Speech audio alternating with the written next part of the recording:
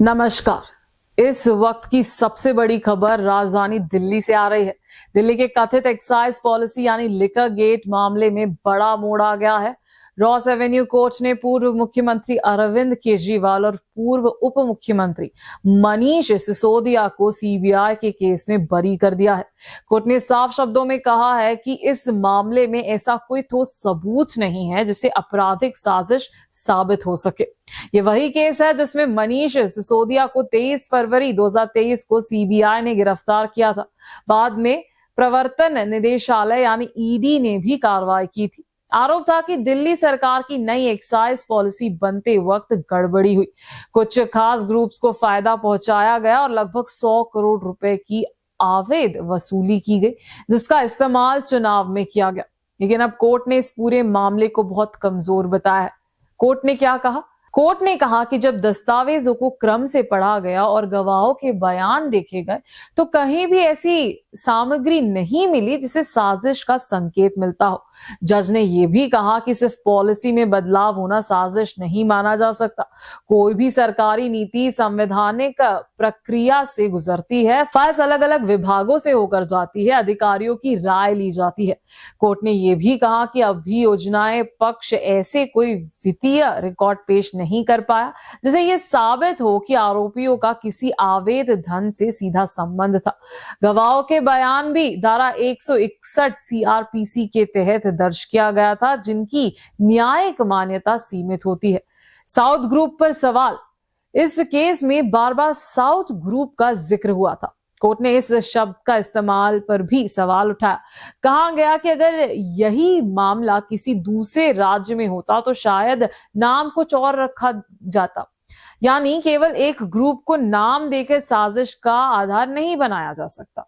Court ने जांच agency की कार्य प्रणाली पर भी नाराजगी जताई। कहा गया कि ना तो कोई बड़ी रकम बरामद हुई, ना ही ऐसा कोई ठोस दस्तावेज मिला जिससे 100 करोड़ रुपए की कथित डील साबित हो सके। केजरीवाल को भी राहत मिली है। सबसे बड़ी बात यह है कि इस मामले में अरविंद केजरीवाल को भी डिस्चार्ज कर दिया गया है, यानी उनके खिलाफ भी आरोप तय नहीं होंगे। कोर्ट ने साफ कहा कि मामले इतने कमजोर है कि ट्रायल शुरू करने लायक भी नहीं है।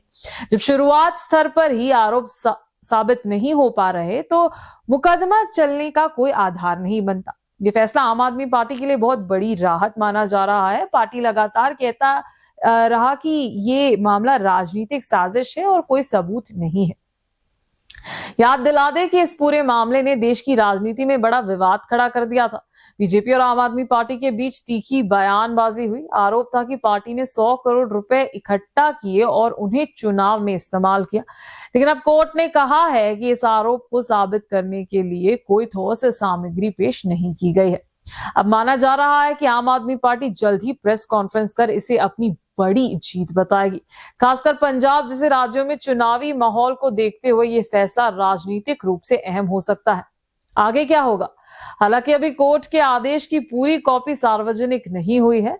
संभावना है कि सीबीआई और ईडी इस फैसले को दिल्ली हाई कोर्ट में चुनौती देगी।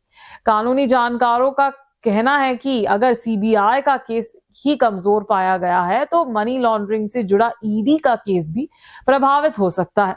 सुप्रीम कोर्ट ने भी पहले जमानत सुनवाई के दौरान जांच की दिशा और सबूतों को लेकर सवाल उठाए थे।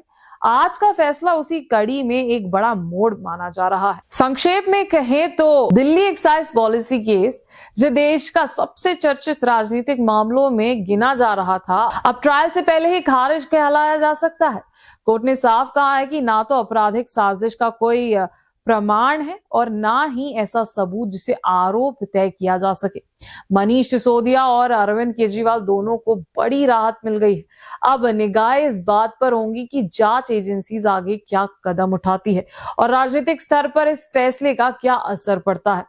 फिलहाल के लिए इतना ही, लेकिन ये साफ है कि आज का दिन दिल्ली की राजनीति के लिए बेहद अहम और ऐतिहासिक बन गया है। धन्यवाद।